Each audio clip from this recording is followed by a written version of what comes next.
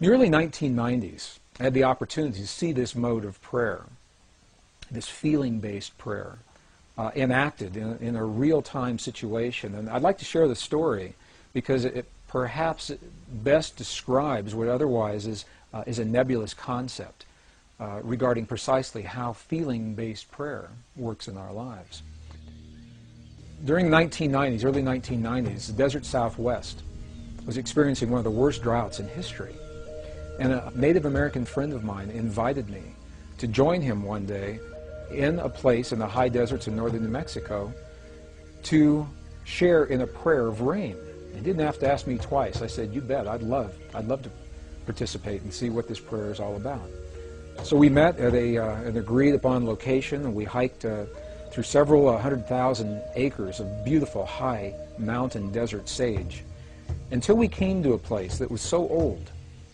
Even the people today don't know who built this place. It was essentially a stone circle, and each stone was placed just as it was by the hands of the ancestors so long ago.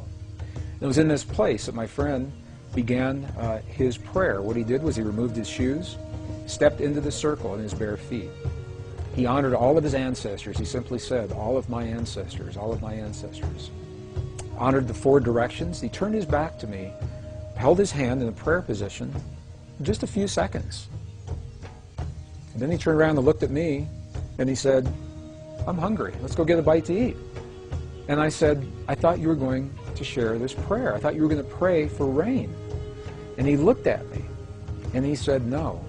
He said, "Because if we prayed for rain, rain could never happen. Because the moment you pray for something to occur, you've just acknowledged that it does not exist in that moment." And I thought about what he said. It made a lot of sense to me. If I say, "Dear God, please let there be peace in the world," what I'm saying in that moment is that peace isn't there.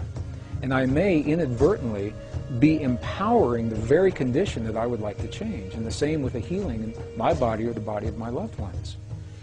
So I asked my friend, I said, "If you didn't pray for rain just then, what did you just do? What happened when you closed your eyes? And you turned your back to me just for those few moments?" And what he said was this.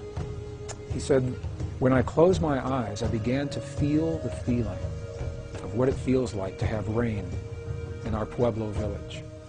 He said, "I smelled the smells of what it smells like when the rain falls off the earthen walls of our buildings. And I felt the feeling of what it feels like with my naked feet in the mud. There's so much mud because there's been so much rain." He said, "In that way, I opened the door to the possibility to bring rain into our world." Well, I think about this mode of prayer a lot. Later that afternoon, something amazing happened. I was watching the weather maps, and the drought that had happened for so long suddenly changed. We saw the high-pressure system move across Utah and then dip down from Colorado into northern New Mexico and make a little U-turn and come right back up. We had rain that night, and we had rain all the next day. It rained, and I called my friend. And I asked him, I said, "There's so much rain, the valleys are flooding, the roads are flooding. What in the world is going on?" And he was quiet just for a moment, and he said, "That's the part of the prayer." He said, "I never quite figured out." So I have no way of scientifically validating that my friend's prayer had anything to do with that rain. But the correlations are so high. We see it happen so many times, we know there is an effect. 1972, 24 United States cities were used to conduct an experiment where people were trained to feel the feeling of peace in a very specific manner, and they were strategically placed in these cities. Each city had populations over 10,000 people.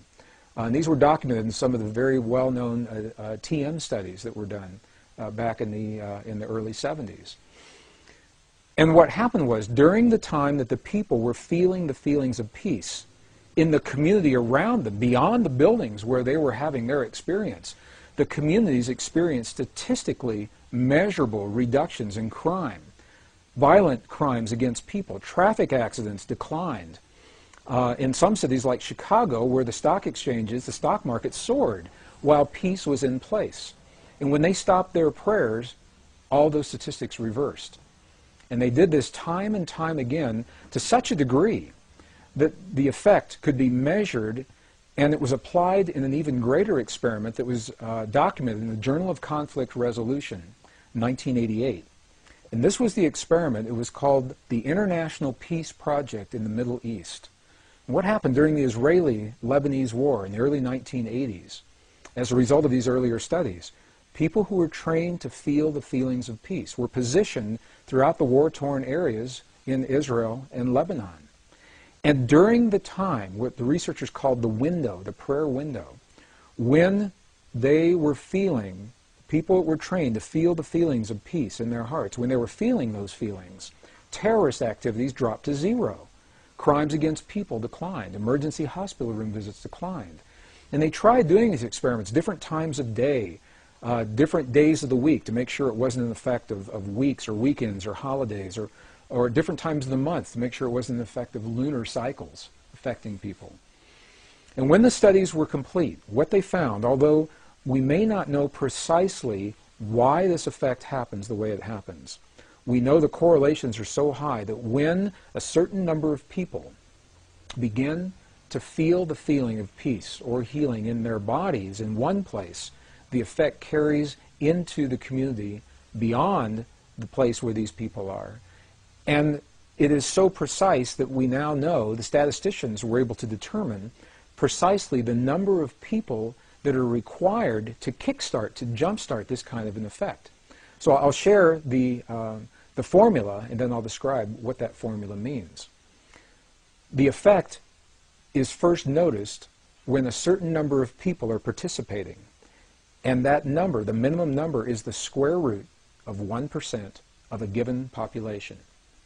So what does that mean? If you have a city of 1 million people, for example, you take 1% of 1 million on your little calculator, and then you take the square root of whatever that 1% was, and that number tells you how many people are necessary, the threshold number, to begin the effect. Obviously, the more people that participate, the greater the effect. For a city of 1 million people, that number is only about 100. In a world of 6 billion people, the square root of 1% of the given population is only about 8,000 people.